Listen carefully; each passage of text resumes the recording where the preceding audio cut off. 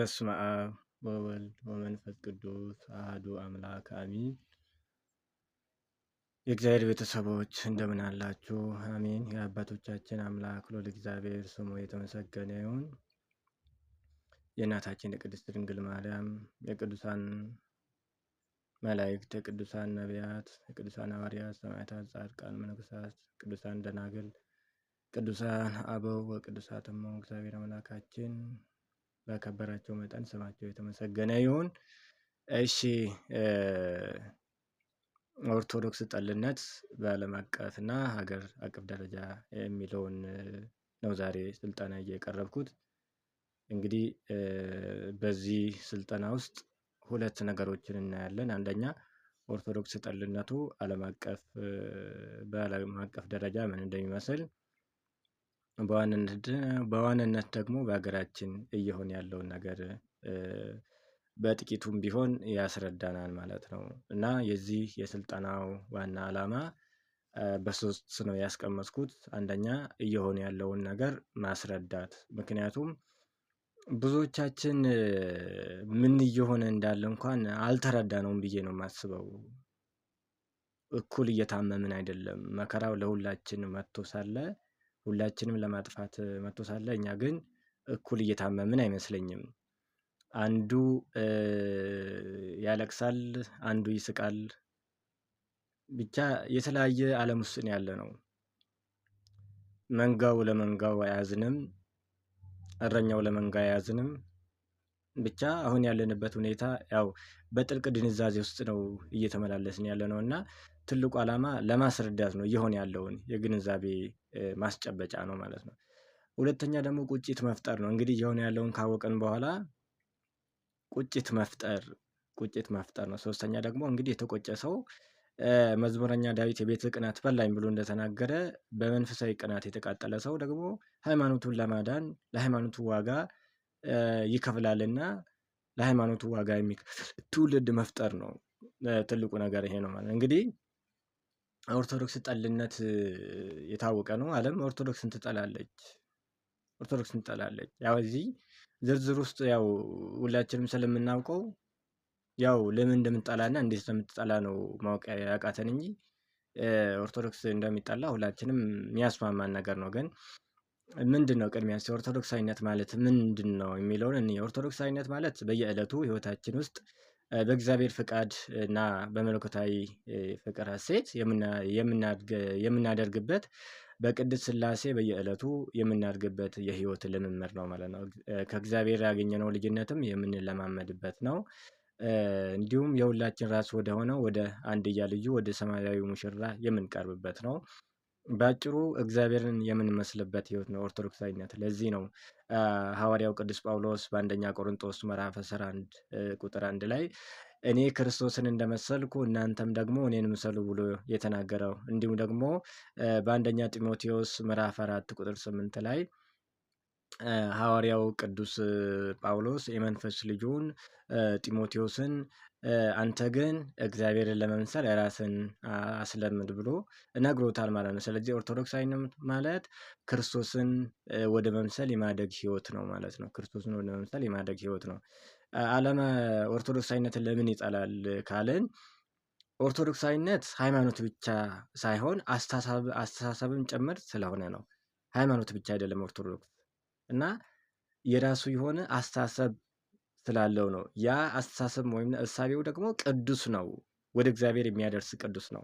እስቲ የኦርቶዶክሳዊነት እሳቤ መገለጫዎች ምን ምን ናቸው ብለን ስናይ፣ አልጫውን ጣፋጭ ጨለማውን ብርሃን ያደርጋል። ኦርቶዶክሳዊነት እሳቤ ይሄ ነው። ለዚህ ነው ማቴዎስ ወንጌል ምዕራፍ 5 ቁጥር 13 ላይ እናንተ የዓለም ጨው ናችሁ። እንዲሁም እዛው ማቴዎስ ወንጌል ምዕራፍ 5 ቁጥር 14 ላይ እናንተ የዓለም ብርሃን ናችሁ። ዝቅ ብሎ ደግሞ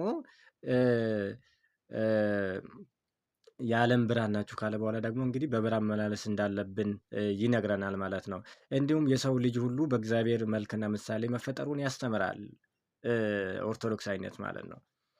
ሰው በእግዚአብሔር መልክና ምሳሌ መፈጠሩን ያስተምራል። ሰው ክቡር መሆኑን ያስተምራል። ህብረታዊነትን፣ መደጋገፍን፣ መከባበርን፣ ስለ ሌሎች መኖርን ያስተምራል። እንዲሁም ከሆድ ሌላ ጌታ ከምድር ሌላ ሀገር መኖሩን ያስተምራል። ሰው ለሆዱ ብቻ መኖር እንደማይገባው ከምድር ደግሞ ሌላ ሀገር መኖሩን እዚህ ምድር ላይ ብቻ ለዚህ ምድር ብቻ እንዳይደክም ያኛውንም ዓለም እንዲያስብ ያስተምራል። ፊልጵስዩስ ምዕራፍ 3 ቁጥር 18 እስከ 19 ላይ ቅዱስ ጳውሎስ ለፊልጵስዩስ ክርስቲያኖች በላከው መልእክቱ ላይ እንግዲህ በምድራዊ አስተሳሰብ ለሚመሩ ሰዎች እና ስለ ክርስቲያኖች በተናገረበት መልእክቱ ላይ ሆዳቸው ለአምላካቸው ነው፣ አምላካቸው ሆዳቸው ነው፣ እኛ ግን ሀገራችን በሰማይ ነው ብሎ ቅዱስ ጳውሎስ ተናግሯል። ስለዚህ ከሆድ ሌላ ጌታ ከምድር ሌላ ሀገር መኖሩን ያስተምራል። ኦርቶዶክሳዊነት እሳቤው ይሄ ነው። የዓለም እሳቤው ደግሞ ምንድን ነው ካልን ከላይ ከዘረዘርናቸው ከኦርቶዶክሳዊ እሳቤዎች የተቃረነ ነው። ማለትም አልጫ ነው። ከብርሃንነት ይልቅ ጨለማን ይመርጣል። የሰው ልጅ አፈጣጠርን ወይም ደግሞ የዓለም አፈጣጠርን በተመለከተ በእግዚአብሔር መፈጠሩን አያምንም። የሰው ልጅ ከዝንጀሮ መገኘቱን ነው፣ ዳርዊን ኢቮሉሽን ማለት ነው። የሰው ልጅ ቺምፓንዚ ከአውስትራሎፒከስ አፍሪካ አፋርነስ ቺምፓንዚ ቀስ ቀስ እያለ ደግሞ ወደ ሆሞ ሃቢሊስ፣ ሆሞ ራክተስ፣ ሆሞ ሳፒያንስ ሳፒያንስ ያለ መጣ እያለ የሰው ልጅ ክብር ወደ ዝንጀሮ ዝቅ ያደርገዋል ማለት ነው። ከህብረታዊነት ይልቅ ምን ላይ ያተኩራል? ግላዊነት ላይ። ከመደጋገፍ ይልቅ መገፋፋትን፣ ከመከባበር ይልቅ መጠላላትን፣ ስለ ሌሎች ከመኖር ይልቅ ደግሞ ሌላውን አጥፍቶ ስለ ቁስ ሌላውን አጥፍቶ ለቁስ ብሎ በቃ ራስን ማበልጸግን፣ ለሆድ መኖርን፣ ከምድር ሌላ ሀገር መኖርን አለማስተዋል ይህንን ያካተተ ነው ምድራዊ አስተሳሰብ ማለት። ሌላው ደግሞ ምድራዊ ብልጽግና ላይ ያተኮረ ብቻ ነው። ሰማያዊ ብልጽግና ወይም ደግሞ ሰማያዊ ህይወት አይታሰብም በዓለም እሳቤ ውስጥ ማለት ነው። የምትኖረው ለሆድ ብቻ ነው። በቃ ትበላለህ፣ ዛሬ እንብላ ነገ እንሞት ነው። እንደዛ አይነት እሳቤ ነው። ሌላው ደግሞ እስቲ ኦርቶዶክሳዊነት ወይም ክርስትና በዓለም አቀፍ ደረጃ ምን ይመስላል? እስቲ በምን አይነት ሁኔታ ላይ ነው ያለው ብለን ስናይ ብዙ የኦርቶዶክስ ሀገራት እንግዲህ ፈራርሰዋል። ለምን? ኦርቶዶክሳዊነት ከላይ የጠቀስናቸው እሳቤዎች ስላሉት ለዓለም አስተሳሰብ አይመችም እና ብዙ የኦርቶዶክስ ወይም የክርስትና ሀገራት ፈራርሰዋል። ኦርቶዶክሳዊ ክርስቲያናዊ አሻራዎች ተሰርዘዋል። ታሪኮች የክርስትና ታሪኮች የነበሩ በሌሎች ቤተ እምነቶች ተለውጠዋል። ኦርቶዶክሳዊነት እንደ ወንጀል ተቆጥሯል ማለት ነው። በዚህ እንደ ጠቅላላው በዓለም ስናይ ለምሳሌ አሜሪካ በምትባለው አህጉር ላይ ይኖሩ የነበሩ አሜሪካ ሳትፈጠር የነበሩ ጥንታውያን ክርስቲያኖች ነበሩ። እነዛ ጠፍተዋል ማለት ነው። ጠፍተዋል። እሴቷም ታሪኳም ሁለመናዋ በኦርቶዶክሳዊነት ላይ የተመሰረተ ጠንካራ የክርስቲያን ሀገር የነበረችዋ ዩጎስላቪያ ተበታትናለች። ወደ 6 ነው ወይ 8 ትናንሽ ሀገራት ተሸንሽናለች ማለት ነው። ለምን? ለምዕራቡ ዓለም እሳቤ ስለማትመች ምዕራቡን የሚመስል ትውልድ ለመፍጠር እንግዲህ እንደዚህ አይነት ሀገራትን ማፈራረስ ላይ ነው የተጠመዱት። ሌላው ደግሞ ግሪክ ናት። ግሪክ እንግዲህ ሁላችን እንደምናውቀው በፍልስፍናም የታወቀች ናት። ቅዱስ ጳውሎስም በአንደኛ ቆሮንጦስ ላይ ተናግሯል ስለ ግሪክ ፍልስፍና ማለት ነው። ግሪክ ጠንካራ ኦርቶዶክሳዊ ባህልና እሴት ታሪክ ያላት ሀገር ነበረች። ነገር ግን ምዕራባውያን አስተሳሰባቸው በዓለም ላይ ይሰፋ ዘንድ ትውልዱን በዚህ በክፉ አስተሳሰባቸው ለማጥመቅ ግሪክ እንድትዳከም ተደርጋለች ማለት ነው። ግሪክ እንድትዳከም ተደርጋለች። ሌላ ደግሞ ወደ 20ኛው መቶ ክፍለ ዘመን ስንመጣ አሜሪካ እንግዲህ በሁለተኛው ዓለም ጦርነት ላይ የጃፓን ዋና ከተሞች ሂሮሺማ እና ናጋሳኪ የሚባሉትን ከተሞች አውድማለች። እነዚህ ከተሞች እንግዲህ ብዙዎቻችን አናውቅም። ሂስትሪ ይሄንን አይነግረንም። ሂስትሪ ሌላ ነገር ነው። ፖለቲካውን ብቻ ነው የሚነግረን እንጂ ሃይማኖታዊ ሴራውን አይነግረንም። እና የጥንታውያን የክርስቲያኖች ከተማ ነበሩ ሂሮሺማ እና ናጋሳኪ ይኸው በመስቀሉን እንደምናየው። ነገር ግን አሜሪካ ይህንን ተጠቅማ በሲአይኤ በኩል ከሰለለች በኋላ አጥፍታለች ማለት ነው። ያንን ክርስትና አውድማለች ማለት ነው። እና ምዕራባውያን ትልቁ ሴራቸው እንግዲህ እነዚህ ኦርቶዶክሳዊ ወይም ክርስቲያናዊ እሴቶች ያሉባቸውን ከተሞች ማውደም ላይ ነው የተጠመዱት። ሌላ ወደ መካከለኛው ምስራቅ ስንመጣ ኤዥያ የምንላቸው እንግዲህ መካከለኛው ምስራቅ የክርስትና መናኸሪያ ነው። በብሉይ ኪዳን ዘመንም እንግዲህ ከእግዚአብሔር ጋር የነበረ ሕዝብ ነው። ይልቁኑ እስራኤላውያን በመካከለኛው ምስራቅ በዚህ የታወቀ ነው። በአዲስ ኪዳንም ቢሆን ክርስቶስ የተወለደባት፣ ክርስቶስ የተጠመቀባት፣ ክርስቶስ 3 ዓመት ከ3 ወር ተመላልሶ ያስተማረባት፣ ሐዋርያት ሂዱና አስተምሩ ተብለው የተላኩባት፣ ክርስትናውንም ስብከቱንም ሐዋርያዊ አገልግሎትንም አህዱ ብሎ የጀመሩባት፣ ብዙ ክርስቲያኖች የፈለቁባት፣ የክርስትናው ማዕከል የነበረችው መካከለኛ ምስራቅ ደግሞ በምን አይነት ሁኔታ ላይ ነው ያለችው ብለን ስናይ ይህ አካባቢ ከክርስትናው ጸርቶ በእስልምና የበላይነት ስር ወድቋል ማለት ነው። ለምሳሌ ቱርክን ብንመለከት ሁሉንም በክርስትና የሚጠሩትንም ቤተ እምነቶችን ሁሉንም ክርስቲያን ዲኖሚኔሽን የሚባሉትን አካተው በቱርክ 0.2፣ በሶሪያ 10% በታች፣ በአርሜኒያ 10% በታች፣ በእስክንድሪያ ወይም በግብፅ የክርስቲያኖች ቁጥር 10% በታች፣ በፍልስጤም 2.5 በታች፣ በኳታር 8% በታች፣ በኢራን 2% በታች፣ በእስራኤል 3% በታች ነው እና ብዙ ሀገራትንም መጥቀስ ይቻላል። ሌላው ደግሞ እንግዲህ የክርስትና መናኸሪያ የነበረችዋ ሰሜን አፍሪካ ናት። እነ ቅዱስ ፖሊካርፐስን እነ ስምዖን ቀሬናዊ የክርስቶስን መስቀል ተሸክሞ ያገዘው እነ ስምዖን ቀሬናዊ የወጡበት ሰሜን አፍሪካ ዛሬ የእስልምና መናኸሪያ ሆናለች። በዚያ እንኳን ክርስቲያን መሆን ክርስቲያን በዛ ማለፍ በጣም አስቸጋሪ ነው ማለት ነው። እንግዲህ ማየት ይቻላል ያው ዘመኑ ቴክኖሎጂ ስለሆነ ክርስትና ምን አይነት ሁኔታ ላይ እንዳለ እና ሰሜን አፍሪካም ከክርስትና ጸድታለች ማለት ነው። አሁን እንግዲህ ወደ ሀገራችን ኢትዮጵያ ነው የምንመጣው። ይህንን ዓለም አቀፋውን ሁኔታውን ያነሳሁት እንግዲህ ክርስትና በምን አይነት ሁኔታ ላይ እንዳለ እንድንረዳው ነው። ቁንጽል አስተሳሰብ እንዳይኖረን አስፍተን እንድናይ። ምክንያቱም ኦርቶዶክሳዊነት ስለ ራስ መኖር ብቻ አይደለም። አምላካችን አንድ ነው፣ ግንዳችን አንድ ነው፣ የበቀልነው በአንድ ግንድ ላይ ነው። እኛ ደግሞ ቅርንጫፎች ነን። ስለዚህ ሁላችንም በክርስቶስ የምናምን የተለያየ ቋንቋ ልናገር እንችላለን። ታሪካችን፣ ባህላችን፣ እሴታችን፣ ሀገራችን ሊለያይ ይችላል። ነገር ግን አባታችን አንድ ነው፣ እሱም እግዚአብሔር ነው። እናታችን አንድ ናት፣ እሷም ቅድስት ቤተክርስቲያናችን ናት። ተስፋ የምናደርጋት አንዲት ርስት አለችን፣ እሷም መንግስተ ሰማያት ናት። ስለዚህ ይሄንን እንድናውቅ ነው ማለት ነው። ስለዚህ ይሄንን ስናውቅ መተሳሰብ እንጀምራለን። ከሀገራችን አልፈን እንደ ዓለም አቀፍ ማሰብ እንጀምራለን ማለት ነው።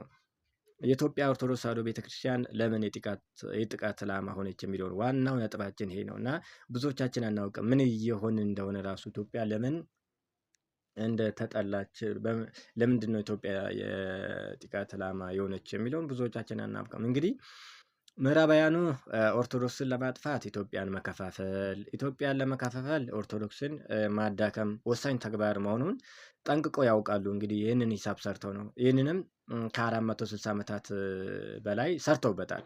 ለምሳሌ ዘመነ መሳፍንት እንዲመጣ ያደረጉት እነሱ ናቸው። ህዝቡን አባልተው ለአንዱ መሳሪያ እየሰጡ አንዱ ላይም እንዲነሳ ቤተክርስቲያንም እንድትከፋፈል አድርጓል እና በዚህም ቤተክርስቲያኒቱንም ሀገሪቱንም አዳክመውታል። ያ በዛ ብቻ አልቀሩም እና የተለያዩ ጠላቶችን እያዘመቱብን ለምሳሌ ግብፅን፣ እነ ሱዳንን፣ የተለያዩ ነገሮችን ጠላቶችን ገዝተውብናል። ሀገሪቱ እንዳትበረታ ቤተክርስቲያኒቱ እንዳትበረታ ሀገሪቱን በማዳከም ሂደት ከቀይ ባህር እስከ ህንድ ውቅያኖስ ያለው ወደብ ከኢትዮጵያ እጅ እንዲወጣ አድርገዋል። ቀደም አድርገው ሶማሌን ሲገነጥሏት ኢትዮጵያ የህንድ ውቅያኖስን ያህል ታላቅና ግዙፍ ወደብ አጣች። ጅቡቲን አታለው ሲገነጥሏት የኤደን ባህረ ሰላጤን አጣች። ኤርትራን ሲገነጥሏት ከአሰብና ከምጽዋ ወደብ በላይ አካሎቻችን የሆኑ አባቶቻችንና ወንድሞቻችን እንዲሁም ታላላቅ ገዳማቶቻችንን አጥተናል። ሀገሪቱን በዚህ መልክ ነው እንግዲህ እንደ ዳቦ የቆራረሷት ማለት ነው። እንግዲህ እንደዚህ እያለ መከራው ሳያቆም ደረስን፣ አድዋ ደረስን። እንግዲህ ነጮች አፍሪካን ኢንካርኔት ወይም ደግሞ አፍሪካን ሲከፋፈሏት ካልያዟቸው ሀገራት 2 ነበሩ፣ ኢትዮጵያና ላይቤሪያ ናቸው። ላይቤሪያ ግን ለቀኝ ገዥ ግዛት መሬት አቀማመጧም አይመችም። በዚህ ላይ ደግሞ አሜሪካም እጅ ስላለባት አልተያዘችም። ነገር ግን ኢትዮጵያ ደግሞ በጀግንነታ ነው ያልተያዘችው እና እንዳሰቡት አይደለም። ወደ ኢትዮጵያ ሲመጡ ህዝቡ እግዚአብሔርም ከህዝቡ ጋር ስለነበረ አፍረው ተመልሰዋል ማለት ነው። ጣሊያን ተሸንፋለች እና ለዚህ መሸነፋቸው ደግሞ ትልቁ ምክንያት ምንድን ነው ብለው ሲያስቡ 3 ዋና ነጥቦችን ያስቀመጡት። አንደኛው በአንድ ንጉሠ ነገሥት መተዳደሪያ ነው ሀገሪቷ። ህዝብ ሁሉ የሚገዛላት ከጫፍ እስከ ጫፍ፣ ከሰሜን እስከ ደቡብ፣ ከምዕራብ እስከ ምስራቅ፣ ከሊቅ እስከ ደቂቅ የሚገዛለት አንድ ዘውዳዊ ስርዓቱ መኖሩን፣ ሁለተኛው ደግሞ ለዘውዳዊ ስርዓቱ ኃይል ለህዝቡ አንድነት የምትሆነው የኢትዮጵያ ኦርቶዶክስ ተዋሕዶ ቤተክርስቲያን ናት። በሶስተኛ ደረጃ ደግሞ ለሀገሩም ለሃይማኖቱም ሲል አመሉን በጉያው ስንቁን በአህያው ጭኖ የሚዘምት ቆራጥ ህዝብ። እነዚህ ሶስቱ ነው እንግዲህ በጠላትነት የፈረጁት እና ይህን ካደረጉ በኋላ ይህንንም ሶስቱንም ማፈራረስ አለብን ብሎ ነው እንግዲህ ወደ ተግባር የገቡት። ከዛን ምን አደረጉ እንግዲህ ከ40 ዘመን በኋላ ወደ ኢትዮጵያ መጥቶ በማይጨው ላይ ዩናይትድ ኔሽን ወይም ሌሎች ሀገራትም እጅ ባለበት መንገድ የኢትዮጵያ ህዝብ ላይ የኢትዮጵያ ሰራዊት ላይ ፖይዘን ጋዝ ወይም መርዛማ ጋዝ ነስንሰው ማይጨው ላይ ያንን ሁሉ ህዝብ ከጨፈጨፉ በኋላ አፄ ኃይለ ሥላሴ ተበሳጭተው ወደ ዩናይትድ ኔሽን ወይም ደግሞ የተባበሩት መንግስታት ሄደው ሲያመለክቱ ተሳለቁባቸው። እንደውም ምንድን ያሏቸው እናንተ እኮ ጠንካሮች ኃያላን ናችሁ፣ ግን ዘመናዊ ትምህርት ቢኖራችሁ እኮ በሰማይ ላይ የሚበር አይሮፕላን ሰርታችሁ ራሳችሁን መከላከል ትችሉ ነበረ። እናንተ የጀግንነት ጉድለት የለባችሁም። እናንተ ዘመናዊ ትምህርት አለመማራችሁ ነው። ስለዚህ በሰማይ ላይ የሚበር መሳሪያ ሰርታችሁ ጠላቶቻችን ትከላከሉ ለምን ትምህርታችንን አትወስዱም ብለው አፄ ኃይለ ሥላሴን መከሯቸው። እንግዲህ እሳቸውም ከቅንነት አንጻር ተበሳይቶ ነበረ። ማይጨው ላይ ወታደሩ ነጭ ለብሶ ነበር የወጣው እና በዛ ነጭ ለብሶ በወጣው ወታደር ላይ ዓለም አቀፍ ሕግ ከሚፈቅዱ ውጪ ፖይዘን ጋዝ መርዛማ ጋዝ ነስንሶ ነበር ህዝቡ እንደ ትንኝ የፈጁት እና በዛ ተበሳይቶ ስለነበረ ትምህርቱ ወደ ሀገር እንዲገባ አደረጉ። ይህን የተረዱት ሊቃውንት ግን አይሆንም ብለው ነበረ እና እሳቸው እንግዲህ አልሰሙም። ትምህርቱ ወደ ሀገር ሲገባ እንግዲህ ያስተማሩም እነሱ ናቸው። ሲቋምጡለት የነበሩትን ለብዙ ዘመናት ሲመኙ የነበሩትን ኢትዮጵያን የማጥፋት ህልም ተለምነው አገኙ ማለት ነው እና እንደመጡ ምንድን ያደረጉት ኦርቶዶክሳዊ ሴትን ኢትዮጵያዊ ሴትን ማጥላላት የምዕራባውያንን ትርክት ማስተማር ጀመሩ። እንግዲህ በዚህም የተነሳ ዩኒቨርሲቲዎቹ 2 ዩኒቨርሲቲ ተመስርቶ ነበረ በአዲስ አበባ እና በአስመራ። እነዚህ እንግዲህ ከዚህ ዩኒቨርሲቲ የወጡ ተማሪዎች ኦርቶዶክሳዊነትን የሚጠሉ ኢትዮጵያዊነትን የሚጠሉ ከኢትዮጵያዊነት ይልቅ ደግሞ ዘረኝነት ላይ የተጠመዱ ሆኑ። እነዚህም የኦሮሞ ነፃ አውጪ፣ የአማራ ነፃ አውጪ፣ የትግራይ ነፃ አውጪ፣ የኦጋዴን ነፃ አውጪ፣ የአፋር ነፃ አውጪ እያሉ መከፋፈል ጀመሩ ማለት ነው። መከፋፈል ጀመሩ። እዚህም እንግዲህ ከነዛ መካከል እነዛ ትውልዶች ወደ ስልጣን ለመምጣት ምን አደረጉ እንግዲህ ንጉሱን ገድለው ጳጳሱን አንቀው ገደሉ። ደርግ መጣ ማለት ነው። እንግዲህ ደርግ ወደ ስልጣን ሲመጣ መጀመሪያ ያደረገው ይህን ዘውዳዊ ስርዓቱን አጠፋ። የኢትዮጵያ ኦርቶዶክስ ተዋሕዶ ቤተክርስቲያንን መታት። ከዛ ህዝቡ መጨፍጨፍ ጀመረ። ያ የነዚህ የምዕራባውያኑ ፍሬ የነበረው ደርግ ሲያልፍ ደግሞ ኢህአዴግ መጣ። ኢህአዴግ ሲመጣ ደግሞ መጀመሪያ ዓላማ አድርጎ የመጣው ዲሞባላይዚንግ ዘ ኢትዮጵያን ኦርቶዶክስ ተዋሕዶ ቸርች እንደ ስትሬንግዚንግ እስላሚክ ወይም ደግሞ የኢትዮጵያ ኦርቶዶክስ ተዋሕዶ ቤተክርስቲያንን ሽባ ማድረግ ማጥፋት፣ እስልምና ማስፋፋት ብሎ ነው እንግዲህ የመጣው። ከዛ ሲመጣም ህገ መንግስቱን ሲያረቅም ኦርቶዶክስ ጠልነት ላይ ነው የታወቀ ነው። ኦርቶዶክስን ኢላማ ያደረገ ህገ መንግስት ነው አርቅቆ የሄደው። እንግዲህ እሱም ለ27 ዓመት ቤተክርስቲያኒቱን ሲፈታተናት ቤተክርስቲያኒቱ እንዳትራመድ እግር አልባ አድርጎ አራዊ አገልግሎቷን እንዳታካሄድ አድርጎ የራሱን ወታደሮች መልምሎ መነኩሴ አስመስሎ መምህር አስመስሎ በየመዋቅሩ ሰክስቦ እንግዲህ ቤተክርስቲያኒቱ እንዳትኖር አድርጓታል ማለት ነው። እንደዚህ እያለ እንግዲህ አሁን ያለው ስርዓት ላይ ደረሰች ቤተክርስቲያናችን።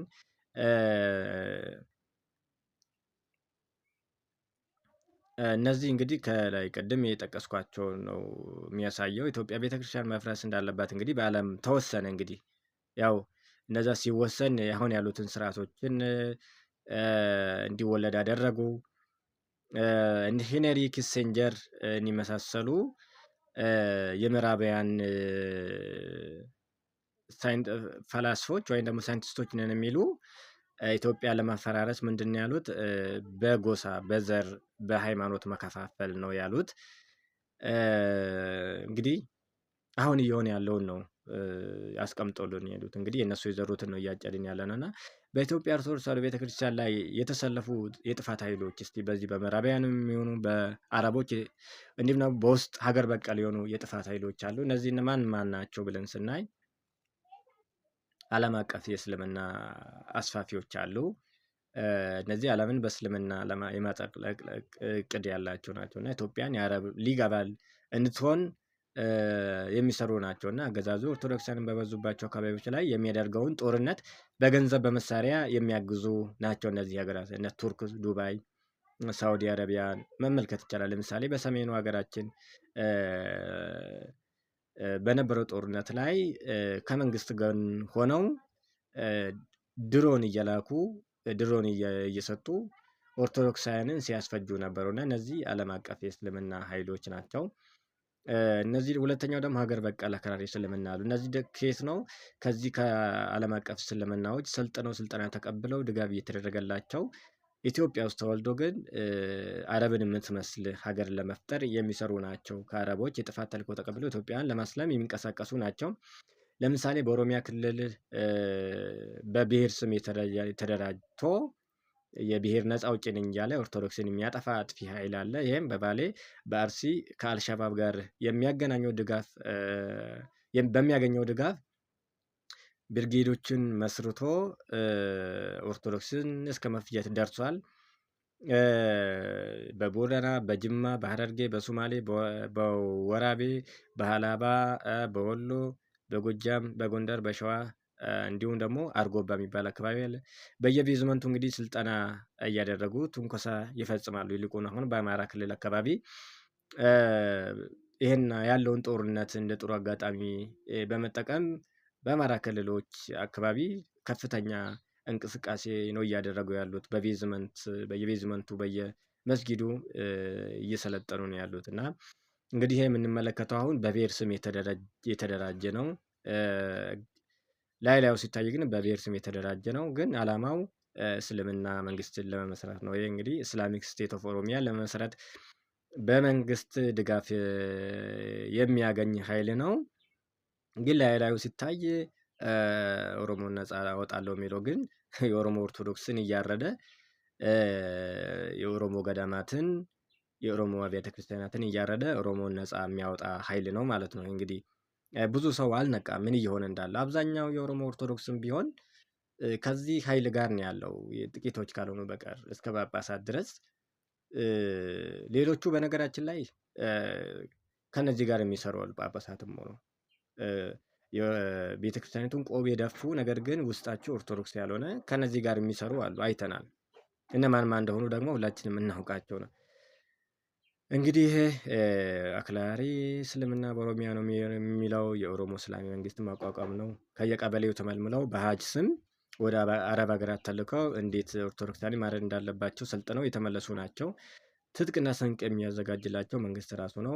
በአርሲና በባሌ ጫካ በብርጌድ ደረጃ ተቋቁመዋል። ቅድም ከላይ ለመግለጽ እንደሞከርኩት እነዚህም በሽርካ አካባቢ እና በተለያዩ ወረዳዎች በጀጁ ኦርቶዶክሳውያንን በአርሲ ሮቤ በተለያዩ ቦታ በጠቅላላ በምዕራብና በምስራቅ አርሲ ወደ ቦረና ደግሞ ኦርቶዶክሳውያንን የሚያርዱ ናቸው። እነዚህ እንግዲህ ኢስላሚክ ስቴት ኦፍ ኦሮሚያ ናቸው። ይሄ ደግሞ በወሎ አካባቢ የሚንቀሳቀስ ከሚሴ አካባቢ የሚንቀሳቀስ ነው። ስታየው ግን ያው በብሔር ስም ነው የሚንቀሳቀሰው፣ ግን ዓላማው ሌላ ነው። ይሄው እንደምታዩት። እስቲ እዚህ ውስጥ አንድ ኦርቶዶክስ ታገኛላችሁ? የለም፣ አይገኝም። እና በዚህ መልክ ነው የተነሱት። ሌላው ደግሞ አክራሪ እስልምና በወራቤ አካባቢ ያለው ነው። ይሄም በመንግስት መዋቅር የሚደገፍ ነው። ኦርቶዶክሳን ያሳድዳል፣ ይገድላል፣ ያፈናቅላልም ከዚህ በፊት አይተናል። ሌላው ደግሞ በሶስተኛ ደረጃ የኦርቶዶክስን በጠላትነት ፈርጆ የሚነሳው አክራሪ ፕሮቴስታንቲዝም ነው። ብልጽግና ወንጌላዊ ደግሞ ሀብት ማግበስበስ ላይ የተመሰረተ ነው። መሰረቱ የጀርመን ክርስትና ነው እንግዲህ በኢትዮጵያ ውስጥ ያለው ማለት ነው። ጀርመን ክርስትና አቀንቃኞች 6 ሚሊዮን አይሁዶችን እንደፈጁ ይሄም እንደዛ አይነት ርዕዮተ ዓለም ወይም እንደዛ አይነት እሳቤ ያለው ነው ማለት ነው። ይህም ሐሰተኛ ትርክቶችን በመፈብረክ ቤተክርስቲያኒቱ ላይ ይዘምታል። ለምሳሌ በኦሮሚያ እና በደቡብ አካባቢ ከፍተኛ ህዝቡ ላይ ቤተክርስቲያኒቱ ላይ ከፍተኛ የጥፋት አዋጅ በማወጅ ይታወቃሉ። ኦርቶዶክሳውያንን ከማህበራዊ እሴት፣ ከእድሮች፣ ከተለያዩ ማህበራዊ መስተጋብሮች እስከ ማግለል እየደረሱ ነው። የምናየው ነገር ነው ማለት ነው። የምናየው ነገር በየቸርቾቻቸው ለምሳሌ ደቡብ ላይ የመንግስት ወታደሮችን ጸጥታ ኃይሎችን ተጠቅመው እንዋጋለን እስከ ማለት ደርሷል። እንግዲህ አደባባይ ላይ ወጥቶ ማለት ነው። ሌላው ደግሞ ዋቄፈና ነው። እንግዲህ ይሄ ኦርቶዶክስ የኦሮሞን ህዝብ ውሃ እየረጨች አማራ አደረገች ብለው ነው የሚያምኑት። ትልቁ ተልኳቸው ህዝቡን ወደ ኦሪቱ የጨለማ ዘመን መመለስ ነው። በብዛት የተስፋፋው እንግዲህ አገዛዙ ወደ ስልጣን ከመጣ በኋላ ነው። በህዝብ ገንዘብ ጽህፈት ቤት እየሰራላቸው የሚያስፋፋላቸው መንግስት ነው። ለምሳሌ የክርስትናው ማዕከል የነበረው ሰሜን ሸዋ ጽህፈት ቤት ከፍቶ ህዝቡ ወደዛ እንዲገለበጥ ያደረገው ራሱ አሁን ያለው መንግስት ነው። ሰሜን ሸዋ ብንሄድ ማለት ነው፣ ወደ ሰላሌ። ይሄ ከቃልቻ ወደ እምነት ያደገ ነው። በፊት ቃልቻ ነው በነገራችን ላይ፣ ይሄ ቃልቻ ነበረ። ይሄው ከላይ የምትመለከቱት ሰንጠረዥ ላይ እንትኑ ላይ በፊት ቃልቻ የሚለው ምንም ትንሽ ነበረች። አሁን ግን አገዛዙ ከመጣ በኋላ እዚህ ጋር ስንመለከት በጣም አድጓል ማለት ነው። በጣም አገዛዙ ከመጣ በኋላ እስቲ ምን ያክል እዚህ ጋር ያለውና ከታች ያለውና ከላይ ያለውን ስናመዛዝነው ያለውን ልዩነት ማየት ይቻላል። ለምሳሌ ፕሮቴስታንቲዝም በጣም ጥቂት ነበረ ወደ ሰሜን ሸዋ ላይ። አሁን ግን ያለበትን ተመልከቱ። መስጊድም የለም ነበረና አሁን ስናወዳድረው አይገናኝም። እና አገዛዙ ኦርቶዶክስን ለማጥፋት እንግዲህ እነዚህ ነው እየተጠቀሚ ያለው። ሌላው ደግሞ ኢትዮጵያ ዓለም ብርሃን ነው። ይሄ ይልቁኑ የሰሜኑን ህዝብ የአማራ ክልል፣ ትግራይ ክልል እንዲሁ ደግሞ አዲስ አበባን፣ የሸዋ ኦሮሞ እንዲሁም እስከ አሰላ ድረስ አዳማ ምናምን እነዚህን አካቶ ምስራቅ ሸዋንም አካቶ ብዙ ኦርቶዶክሳንን ያታለለ ነገር ግን ለጊዜው የተጨናገፈ ነው። አሁንም ወደ ሰሜኑ ክፍል የተወሰኑ ቦታዎች ላይ የሚያቀነቅኑ አሉ። ግን አላማው እሱ ፖለቲካም ሃይማኖትንም አትኩሮ የተነሳ ነው። ይሄ በእንግሊዝ መንግስት ይደገፋል። ከገዳማት የመጣ መልእክት እያለ ህዝብን ሲያደናግር ነበረ። እንግዲህ በኮሮና ዘመን ምን ሲያደርጉ እንደነበረ አይተናል። ከነዚህ መገለጫዎቹ ምንድን ናቸው ብለን ስናይ ቁርባን ስጋው ደግሞ አያስፈልግም ይላሉ። ክህነት የለም፣ ክህነት አያስፈልግም ይላሉ። ቤተክርስቲያን ረክሳለች አትሂዱ ይላሉ። ቅዳሴ አታስቀድሱ ይላሉ። ስራ መስራት አያስፈልግም ይላሉ። መዝሙር ምስጋና የዲያብሎስ ነው ይላሉ። መስቀል አትሳለሙ ይላሉ። ማዳን ያለው በኢየሱስ ቤተክርስቲያን ብቻ ነው ይላሉ። እውነተኛው ክርስትና በኢትዮጵያ ብቻ ነው ያለው፣ ሌሎቹ ትክክል አይደለም ነው የሚሉት። እሺ ከኛ ትምህርት ወይም አረዳድ ውጪ መጽሐፍ ቅዱስን አታንብቡ ነው የሚሉት። እና እነዚህ ናቸው። ያው እነዚህ ላይ ጊዜ ማፍጀት አያስፈልግም፣ ያው በብዙ የታወቁ ስለሆኑ። ሶስተኛው ደግሞ ሐሰተኛ አጥማቂዎች ናቸው። መሰረታዊ ትምህርታቸው አጋንንት ላይ ያተኮረ ነው። በነገራችን ላይ ቤተክርስቲያን መሰረታዊ ትምህርቷ ነገረ ድነት ነው። እነዚህ ግን ብዙ ጊዜ የሚያስተምሩት ትኩረታቸው አጋንንት ላይ ነው። እንግዲህ ሰው ይጨናነቃል። የኢትዮጵያ ህዝብ ድሃ ነው፣ የታወቀ ነው። እንግዲህ ድህነት ያለው ሰው ደግሞ በጣም ይጨናነቃል። ይሄንን ተጠቅመው እንደዚህ አድርገውብሃል፣ ትጨነቃለህ፣ እንደዚህ ትሆናለህ፣ ትወጣለህ፣ ትወርዳለህ፣ ትተኛለህ፣ ትነሳለህ እያሉ ህዝቡን መከራውን ያበሉታል። እነዚህ ሳይኮሎጂካሊ የሚጫወቱበት ናቸው ማለት ነው። እና አላማቸው ብር መሰብሰብና ማግበስበስ ብቻ ነው። ዛሬ ወታደር የነበሩት ዛሬ ከሐሰተኛ ጳጳሳት ክህነት ተቀብለው ህዝቡን እያወናበዱ ይገኛሉ ማለት ነው። ሌሎች ደግሞ እንግዲህ የቅባት አራማጆች ናቸው። በምስራቅ ጎጃም አካባቢ የሚገኝ ነው። ሲኖዶስን እስከ መመስረት ደርሷል። እንግዲህ ፖለቲካን ተገን አድርጎ እንግዲህ ቤተክርስቲያኒቱ እየከፋፈላት ያለው ነው። እንግዲህ ጳጳሳት ነን የሚሉት በአንድ እግራቸው ቤተ ክህነት ሆነው በአንድ እግራቸው ደግሞ ይህንን የሚያስፋፉ ጳጳሳትም እንዳሉ ነው እንግዲህ መረጃዎች የሚወጡት በእኛ ቤት ውስጥ ሆነው ማለት ነው። ሌላው ደግሞ የኢትዮጵያ ኦርቶዶክስ ቤተክርስቲያን ላይ ከተሰለፉ የጥፋት ኃይሎች መካከል የዘር ሲኖዶስ አቀንቃኞች አሉ። እነዚህም የኦሮሞ ሲኖዶስ ይላሉ፣ የትግራይ ሲኖዶስ፣ የአገው ሲኖዶስ፣ የአማራ ሲኖዶስ እያሉ እንግዲህ ህዝቡን እየተከፋፈሉት ወደ ክርስቶስ መንገድ ወደ ክርስቶስ መንግስት መምራት ሲገባቸው የራሳቸው ተከታይ አድርጎ እንግዲህ ህዝቡን ወደ ገሃነመ እሳት እየመሩ ናቸው። እንግዲህ የኦሮሞ ሲኖዶስ፣ የትግራይ ሲኖዶስ የሚባሉት እንግዲህ በግልጽ ወጥተዋል። የአገው ሲኖዶስ እና የአማራ ሲኖዶስ የሚባለው ደግሞ እንግዲህ እየተቀነቀነ ነው ማለት ነው። አገው ሲኖዶስ አይተናል። ባለፈው የአገው ነጻነት ፓርቲ የሚባል አለ። በሱ ተደግፈው መነኮሳት ሳይቀር ከነሱ ከአገው ነጻነት ፓርቲ ጋር ሆነው ሲለፍፉ ነበር። የአማራ ሲኖዶስ እንግዲህ በአሜሪካ እየተቀነቀነ ነው። ብዙ ሰው ይህንን መረጃ የለውም። ሌሎች ደግሞ የጎሳ ፖለቲከኞች ናቸው። በኦርቶዶክስ ጠልነት ላይ ነው የተመሰረቱት። አብዛኛው የኢትዮጵያ ውስጥ ያለው ፓርቲ ኦርቶዶክስን ማዕከል አድርጎ ኦርቶዶክስ ጠልነትን ማዕከል አድርጎ የተመሰረተ ነው። አብዛኛው ሁሉንም ማለት ይቻላል። ምናልባት አንድ ወይ ሁለት ቢበዛ ነው እንግዲህ፣ እሱንም እርግጠኛ አይደለሁም። ኦርቶዶክስ ጠልነት ላይ እንግዲህ አሁንም ሀገርን እመራለሁ የሚለው ብልጽግና አገዛዝም እንግዲህ ከዚህ ወገን ውስጥ የሚመደብ ነው። እስቲ ባለፉት 7 ዓመታት ብቻ ምን ደረሱብን የሚለውን ነገር እናያለን። ከ2010 እስከ 2017 ዓመት ድረስ ምን አይነት መከራ ደረሰብን የሚለውን እናያለን ማለት ነው። በኢትዮጵያ ኦርቶዶክስ ተዋሕዶ ቤተክርስቲያን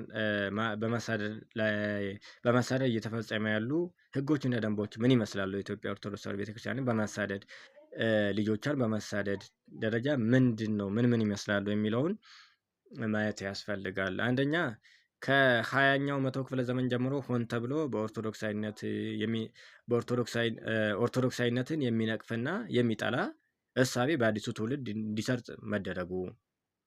ሁለተኛ በ20ኛው መቶ ክፍለ ዘመን የተነሱ የፖለቲካ ኃይሎችም ሁሉም ሊባል በሚችል መልኩ የኢትዮጵያ ኦርቶዶክስ ተዋሕዶ ቤተክርስቲያን በጥላቻ መፈረጃቸው። ሶስተኛ ጸረ ኦርቶዶክሳዊ እሳቤ በሂደት እያደገ ሄዶ በ1985 ዓ.ም ህገ መንግስታዊ መሰረት የተሰጠው በመሆኑ።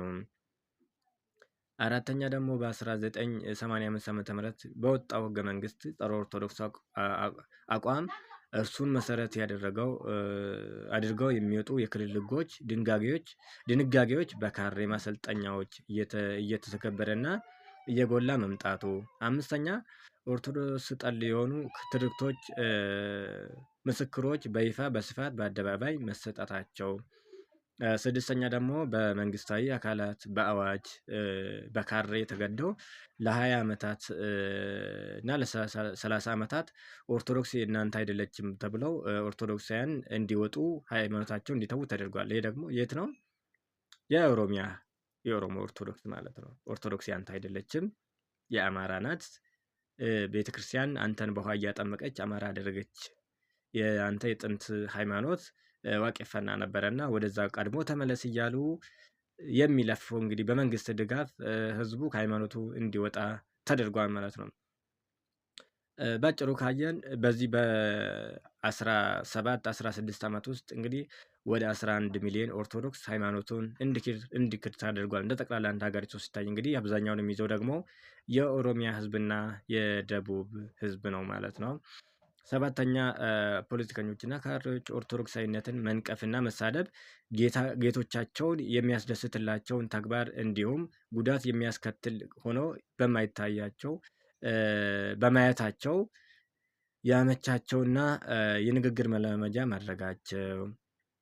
ስምንተኛ በመንግስት የስልጣን እርከን ውስጥ ለመግባትና ማዕተብን መበጠስ አሁን ዋናው ቋሚ ከተደረገ ቆይቷል ማለት ነው። ኦርቶዶክሳውያን ከመንግስት ኃላፊነት ዓይንን ባወጣ ሁኔታ እየተገለሉ ናቸው። ለይስሙላ ጣል ጣል የሚደረጉ እነዚህ ቤተክርስቲያኒቱን አሳልፈው የሚሰጡ ይሁዳና ዴሜሳን ናቸው። እንግዲህ የኢትዮጵያ ኦርቶዶክስ ቤተክርስቲያን ላይ ከተከፈቱ ጥቃቶች መካከል አንዱ ኦርቶዶክሳውያንን ልጆቿን ከቀበሌ እስከ ፌዴራል ድረስ ከስልጣን ማግለል፣ ከስራ ገበታ ማግለል፣ ከትምህርት ገበታ ምክንያቶቹን እየፈለጉ ማባረር፣ ውጤት ማበላሸት። ለምሳሌ ዩኒቨርሲቲ ላይ በጣም የተለመደ ነው። ለምሳሌ ኦርቶዶክሳውያን የሚበዙባቸው አካባቢዎችን ተማሪዎችን ውጤት ማበላሸቱ በስፋት ይታወቃል። ግን ያ ውጤት የሚበላሽበት ሰው ምን እንደሆነ እንኳን አያውቅም። እና ኦርቶዶክሳውያንን ከስራ ገበታ ማባረር፣ ከስልጣን ማባረር። አሁን አገዛዙን ብንመለከት ለምሳሌ እኔ በሰራሁት ጥናት ካሉት ከ12 ክልሎች እና 2 ከተማ መስተዳድሮች አንድም ኦርቶዶክስ አላገኘውም። አንድም ኦርቶዶክስ አላገኘውበትም ከመስተዳድሮቹ ማለት ነው፣ ከኃላፊዎቹ እና የመንግስት የብልጽግና ፓርቲ ከፍተኞችን ብናይ ኦርቶዶክስ የሉበትም። ምናልባት አሁን ከሰሜን አካባቢ የመጡትን ኦርቶዶክሲያን ብለን እናያቸው እንችላለን። ግን እነዛ ፕሮቴስታንትና አብዛኞቹ እምነት የሌላቸው ናቸው፣ ማተባቸውን የበጠሱ ናቸው። ስለዚህ ኦርቶዶክስን በዚህ ዘመን ከስራ ማፈናቀል፣ ከመንግስት ስራ ማባረር የተለመደ ነው። ሌላው ደግሞ የኢትዮጵያ ኦርቶዶክስ ተዋሕዶ ይዞታዎች ላይ የታቀዱ ስልታዊ ጥቃት መደረጋቸው፣ ይዞታዎቿን መንጠቅ አሁን የተለመደ ነው። አገዛዙ ከመጣ ጀምሮ ለዚህ በ7 ዓመታት ቤተክርስቲያን ብዙ ነገር አታለች። ይልቁንም በኦሮሚያ፣ በአዲስ አበባ፣ በደቡብ በጣም ተስፋፍቶ የቀጠለ ነው ማለት ነው። በአዲስ አበባ እንግዲህ መስቀል አደባባይን፣ ጃን ሜዳን የመሳሰሉ ቦታዎችን ተነጥቃለች። እንዲሁም ደግሞ ወይብላ ማርያም ላይ የተፈጸመውን ሁላችን የምናውቀው ነው ማለት ነው። ሌላው የኢትዮጵያ ኦርቶዶክስ ተዋሕዶ በዓላት በተረጋጋ ሁኔታ እንዳይከበሩ ስጋትና ሁከት መፍጠር የተለመደ መንግስታዊ ተግባር እየሆነ መምጣቱ፣ ይሄ በጣም ትኩረት ሊሰጥበት የሚገባ ነው። ህዝቡ አላወቀም እና አሁን መስቀል ስናከብር፣ ጥምቀት ስናከብር፣ በዓላትን እንኳን በቤተክርስቲያን ውስጥ ስናከብር የመንግስት ኃይሎች ይመጣሉ። ለምን ተብሎ መጠየቅ ያለበት ለምን? ህዝቡን ለማስቸበር፣ ህዝቡን ግራ ለማጋባት ነው ማለት ነው። ሌላው ደግሞ በ12ኛ በኦርቶዶክሳውያን ጉዳት የሚያደርሱ አካላት ጠያቂ የሌላቸው መሆናቸውም ቢጠየቁም እንኳን ለይስሙላ መዳረጋቸው፣ በአንጻሩ ደግሞ ራሳቸውን የሚከላከሉ ኦርቶዶክሳውያን እንደ ወንጀለኛ በጽንፈኝነት መቆጠር ነገር አለ። በአሁኑ ሰዓት ኦርቶዶክሳውያንን የሚያጠቁ አካላት አይጠየቁም። እንደውም የስልጣን እርከን ይጨመርላቸዋል። ለምሳሌ በምዕራብ አርሲ ላይ 2011 ላይ ኦርቶዶክሳውያንን ሲያስገድሉ የነበሩ ሰዎች ስልጣን ተጨምሮላቸው ወደ ፌዴራል ደረጃ አድጓል። በአሰላም አይተናል። አሰላ ላይ መስቀል ቢያሰረ ቄሮ አላውቅም ብላ የኦሮሞ ኦርቶዶክስ ላይ ስትሳለቅ የነበረችዋ የአሰላ ከተማ ከንቲባ የነበረችዋ ወስደው ወደ ሌላ ቦታ ነው ስልጣን ጨምሮ የሰጧት፣ እያየን ነው። እና በዚህ ዘመን ኦርቶዶክሳውያንን የሚያጠቁ አካላት አይጠየቁም። ለምናልባት መንግስት የህዝብ ጩኸት ሲበረታበት ዜና ያሰራል፣ በቁጥጥር ስር ውለናል ምናምን ብሎ ያሰራል እንጂ ምንም አያደርስባቸውም ማለት። ምክንያቱም ራሱ ተባባሪው የሚያደርገው ኦርቶዶክሳውያን የሚያስገድለው የሚያስጨፈጭፈውም እሱ ራሱ ስለሆነ ማለት ነው። 13ኛ ለእምነት ተቋማት የሚደረግ የቦታ ስጦታ ላይ ቤተክርስቲያኒቱ ምዕመናንን ከምዕመናን ቁጥር ታሪክ አንጻር ፈጽሞ የማይመጥንና ዓይን ያወጣ አድሏዊነት፣ ግፍ የተሞላ ስርዓት እየተሰራ መሆኑ ነው። እንግዲህ ለምሳሌ አዲስ አበባ ላይ የኦርቶዶክስ ቁጥር ነው የሚበልጠው። በዛ ልክ ደግሞ የተሰጣት ይዞታ ትክክል አይደለም። ለምሳሌ አዲስ አበባ ላይ ከኦርቶዶክስ እና ከፕሮቴስታንት ቸርች የትኛው ይበልጣል? ከመስጊድ እና ከኦርቶዶክስ ቤተክርስቲያን የትኛው ይበልጣል ብለን ስናይ አይገናኝም። የነሱ ነው ይበልጥ። ሌላው ደግሞ በቤተክርስቲያኒቱ አሰራር ውስጥ ቅጥ ያጣ ጣልቃ ገብነትን፣ ሲሞናዊነትን እንዲሰፍን መደረጉ፣ የመንግስት ተላላኪዎች ልብስ እያለበሱ ማስገባትና መዋቅሩን ማስያዝ፣ የራስን ሰው በቤተክርስቲያን ውስጥ ማስገባትና ለማስገባት መስራት፣ የጎሳ ጳጳሳትና እነዚህን የመሳሰሉትን አሁን እያየ ነው። እንግዲህ መንግስት ከበፊቱ ሲሞክር የነበረውን በቀጥታ የራሱን ሰዎች አስገብቷል። በእርግጥ ከዚህ በፊትም አብዛኛው የእሱ ነበሩ። በአንድ እግራቸው ቤተ ክህነትን፣ በአንድ እግራቸው ቤተ መንግስት እየረገጡ ህዝብ ደግሞ ጀግና መስሎ ለመታየት አካኪ ዘራፍ ሲሉ የነበሩ አባቶች የአገዛዙ አገልጋዮች ነበሩ። ድራማ ነው የሚሰሩት ማለት ነው። እና እነዛ ሲያገለግሉት የነበሩት ያው ስላላረኩት አገዛዙ እንግዲህ የራሱን ሰዎች ሰው የሚገድሉትን ሰው ገድለው ሰው አሳርደው አልገደልኩም እያሉ የሚመጻደቁትን እንግዲህ ሰዎች አስገብቶ እንግዲህ የቤተክርስቲያኒቱን መዋቅር አሁን ሙሉ በሙሉ ተቆጣጥሯታል። አሁን ሲኖዶሱ የክርስቶስ አይደለም፣ አሁን የብልጽግና ሲኖዶስ ነው ያለው ማለት ነው። ሌላው ደግሞ በሴኩላሪዝም እና ሊበራሊዝም ሽፋን ኦርቶዶክሳዊነትን የሚያጣጥሉና ጥላሸት የሚቀቡ ትርክቶችን፣ ንግግሮችን፣ ድራማዎችን፣ የኪነ ጥበብ ሰዎችን፣ ምሁራንን፣ ፖለቲከኞችን፣ ጋዜጠኞች ነን ወዘተ የሚሉ ሰዎች መጻፍና መናገር እየተለመደ መሄዱ ነው። እንግዲህ በትርክት በተለያዩ በኪነ ጥበብ ኦርቶዶክሳዊነትን የሚያጣጥሉ ሰዎችን ማበረታታት፣ እነዚህ አይነት ስራዎች ናቸው እየተሰሩ ያሉት። ሌላው ደግሞ እንግዲህ በዚህ በ7 ዓመት ውስጥ የደረሰብንን በጥቂቱ ዘርዝረን መጨረስ አንችልም፣ ግን በጥቂቱ ለማየት በሁለት ጎራ ከፍዬዋለሁ፣ ክፍል 1 እና ክፍል 2 ብዬ። እስቲ ምን ደረሰብን ከ2010 ጀምሮ እንግዲህ አገዛዙ ወደ ስልጣን ከመጣበት ከጥቂት ወራት በኋላ ያው ሐምሌ 28 ላይ ጅጅጋ ላይ ነው እንግዲህ በእነ አብዲ ኢሌ ፓርላማ ውይይት ኦርቶዶክስ ላይ የተዘመተው። ሐምሌ 28 ላይ ኦርቶዶክሳውያን ተገለዋል። በህይወት እያሉ በመኪና ተጭነው በሲኖ ትራክ ተጭነው ወደ ገደል የተጣሉም አሉ። 11 አብያተ ክርስቲያናት ተቃጥለዋል። በቤተ ክርስቲያን ዙሪያ ያሉ 25 የኦርቶዶክሳውያን ህንፃ ተቃጥለዋል። ብዙዎች ተሰደዋል። የኦርቶዶክሳውያን ሀብት ንብረት ወድሟል። እንዲሁም ደግሞ በሲዳማ ክልል እንግዲህ ሲዳማ የክልልነት ጥያቄ የሲዳማ ዞን የነበረው አሁን ደግሞ ሲዳማ ክልል የሆነው የክልልነት ጥያቄ ሲያነሳ ቁጣውን የገለጸው ኦርቶዶክሳውያንን በመግደል የኦርቶዶክሳውያንን ቤተክርስቲያን በማጥፋት ሀብት ንብረታቸውን በማውደን ነበረ እና በመንግስት በተደራጁ ኃይሎች በተነሳ ገደግር 3 ኦርቶዶክሳውያን በአሰቃቂ ሁኔታ ተገድለዋል። በዚህ በሐምሌ 11 2011 በሲዳማ ክልል ማለት ነው። የግድያቸው ምክንያት ደግሞ ኦርቶዶክስ ሆኖ በመገኘታቸው ብቻ ነው። 3 አብያተ ክርስቲያናት ተቃጥለዋል። ዶያ ሚካኤል፣ ጋተማ ገብረ ክርስቶስ፣ ጭሮኒ አማኑኤል የሚባለው ቤተክርስቲያናት ተቃጥለዋል። ምዕመናን ተሰደዋል። በዚሁ አመት በ2011 ደግሞ ጅማ በሻሻ ላይ ኦርቶዶክሳውያን ተገድለዋል። አጣዬ ከተማ ላይ እንግዲህ አላሁ አክበር እያሉ በኦሮሞ ነጻነት ሰራዊት ስም በብሔር ስም የተደራጀ መስለው ግን ሃይማኖታዊ አጀንዳ ያላቸው ሰዎች አጣዬ ከተማን አቃጥለዋል። ብዙ ኦርቶዶክሳውያንን ገድለዋል። ቤተክርስቲያናትን አውድመዋል። የኦርቶዶክሳውያንን ሀብት ንብረት አውድመዋል ማለት ነው። 2012 ደግሞ ስንመጣ መስከረም 2 እና መስከረም 3 በቡራዩ ከተማ አዲስ አበባ ማለት ነው መንግስት ባደራጃቸው ጽንፈኞች አባ ቶርቤ፣ ጋቸነ ስርና ቄሮ የሚባሉ እነዚህን አደራጅተው ኦርቶዶክሳውያንን ገድለዋል። ሀብት ንብረታቸውን አውድመዋል። ጥቅምት 12ን ብንመለከት በኦሮሚያ አንድ ፖለቲከኛ ጀዋር መሐመድ ተከበብኩ በማለቱ 86 ኦርቶዶክሳውያን በአንድ ቀን ተገድለዋል ማለት ነው። በሚሊዮኖች የሚቆጠር ሀብት የኦርቶዶክሳውያን ሀብት ንብረት ወድሟል። ሀብታሞች ድሆች ይመግቡ የነበሩ ቤተክርስቲያን ይመግቡ የነበሩ እንግዲህ በየመንገዱ ልመና ተገደዋል ማለት ቤተክርስቲያንን ሲያግዙ የነበሩ ሀብታሞች የኦርቶዶክሳውያን ሀብታሞች ለልመና ተዳርገዋል ማለት ነው። እንግዲህ እነዚህ በጥቅምት 12 ፖለቲከኛው ተከበብኩ ባለው በዶዶላ የተገደሉት ኦርቶዶክሳውያን 12 ኦርቶዶክሳውያን ናቸው። ይሄ ደግሞ እንግዲህ በምስራቅ ሐረርጌ የተገደሉት ናቸው።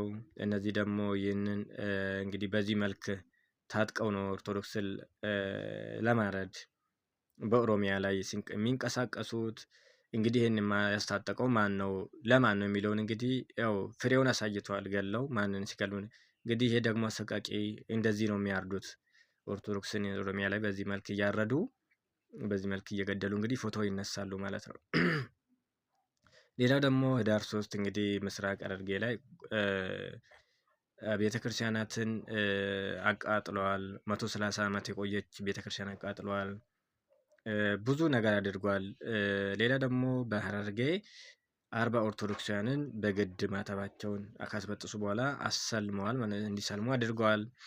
ሌላው ደግሞ ጥር 29 2012 ዓ.ም አዲስ አበባ ላይ በአዲስ አበባ ከተማ በተለምዶ 24 ተብሎ የሚጠራው አርሴማ ቤተክርስቲያን ወጣት ሚኪያስ ፋኖስ እና ወጣት ሚሊዮን ድንበሮ የሚባሉ ወጣቶች እየዘመሩ ባሉበት ቦታ ላይ እንግዲህ በመንግስት ኃይሎች የአዲስ አበባ ፖሊስ የሚባለው ግን ውስጡ ሲታይ የኦሮሚያ ፖሊስ የሆነ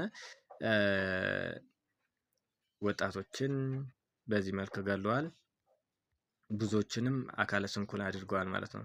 ሌላ ደግሞ የጅምላ ጨራሹ ግድያ ነሐሴ 23 2012 ዓ.ም ላይ የኦርቶዶክሳዊ ወጣት አርቲስት ሃጫሉ ሁንዴሳ ግድያን እንደ ምክንያት በመጠቀም በኦሮሚያ ብቻ ከ288 በላይ ኦርቶዶክሳውያን ተገለዋል በአንድ ጀንበር ማለት ነው። እንግዲህ ይሄን አስቀድሞ የተዘጋጁበት በነገራችን ላይ ሃጫሉ ሁንዴሳ እንደሚገደል መረጃ ነበራቸው።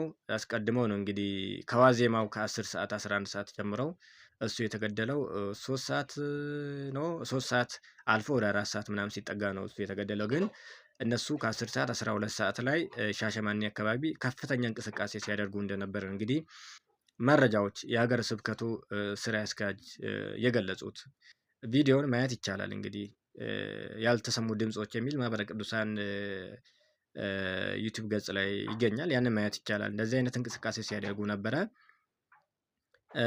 በዚህ ምክንያት እንግዲህ በሺዎች ተሰደዋል። በሚሊዮኖች የሚገመት የኦርቶዶክሳን ሀብት ንብረት ወድሟል። ብዙዎችም ለልመና ወደ ጎዳና ወጥቷል ማለት ነው።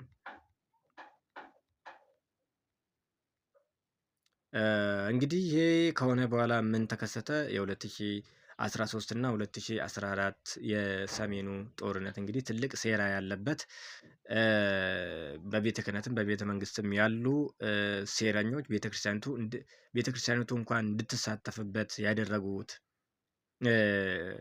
ትልቅ የኦርቶዶክሳውያንን ደም ያፋሰሰ ቤተክርስቲያኒቱንም ያከሰራት ጦርነት ነው። እንግዲህ በዚህ ብዙ ዋጋ ከፍለናል።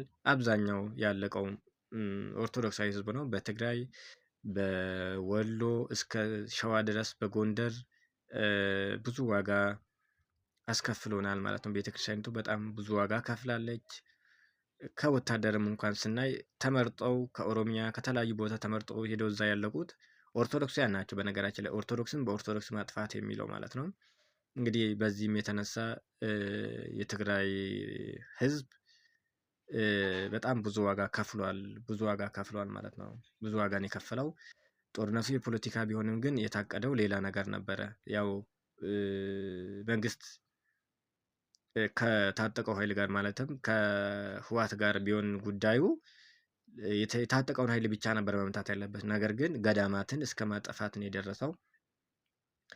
ይህን ታሪኩን ያው ዝርዝር ውስጥ አልገባም ብዙዎቻችን ስለምናውቀው ማለት ነው። እና ቤተክርስቲያኒቱን ብዙ ዋጋ አስከፍሏታል። ህዝቡ ያለ መሰረተ ልማት እንዲቀር አድርጓል። ህዝቡ ወጣቱ ትምህርት ቤት እንዲያጣ ተደርጓል። በዚህ ምክንያት የትግራይና ሰሜን ወሎ አካባቢ ያለው ህዝብ ለስደት እንዲዳረግ ተደርጓል ማለት ነው። እንዲሁ ደግሞ በዚህ እንግዲህ በሰሜኑ ጦርነት ያ ሲደረግ ደግሞ መንግስቱ በፕላን ቢ ያዘጋጃቸው አጥፊዎች በወለጋ በመተከል በጉራ ፈርዳ በቤንሻንጉል በምዕራብ ሸዋ እንግዲህ ብዙ ወገኖቻችንን ፈጅተዋል። አማራ ናችሁ ተብለው በነገር ተፈርጀው ደግሞ ከዛ መካከል ደግሞ ይበልጥ ከ80% በላይ ኦርቶዶክስ ተጨፍጭፏል ማለት ነው። እንዲሁ 2013 ዓ.ም ላይ ጅማ አጋሮ ላይ ከ30 ያላነሱ ኦርቶዶክሳውያን ተገድለው ሌሎቹ ስፍራቸውን ለቀው ወጥተዋል። 2014ን ስንመለከት ደግሞ ጥር 12 2012 ዓ.ም ላይ አዲስ አበባ ማይደረ መለኮት ወይብላ ማርያም ላይ 3 ወጣቶች እንግዲህ በኦሮሚያ ልዩ ኃይል ተገለዋል ማለት ነው። እንግዲህ ወደ ታቦቱ እንግዲህ መኪና እየነዱ ነው ወጣቶችን የገደሉት። ያው ሲታየው ፌዴራል ይመስላሉ እንጂ እንግዲህ እነሱ ለአንድ ለተወሰኑ ሃይማኖቶች እና ለአንድ አጥፊ ፖለቲካ የቆሙ ናቸው። በዚህ መልክ ነው እንግዲህ ወጣቶቻችን የገደሉት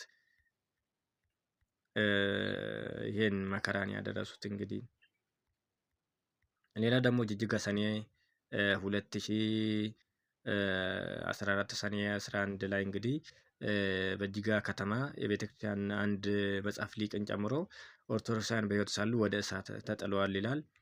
እንግዲህ ቤተክርስቲያን ይህንን ያሳለፈችው ክፍል አንድ ይህንን ይመስላል። ክፍል ሁለትን የምንቀጥል ይሆናል። ይቆየን።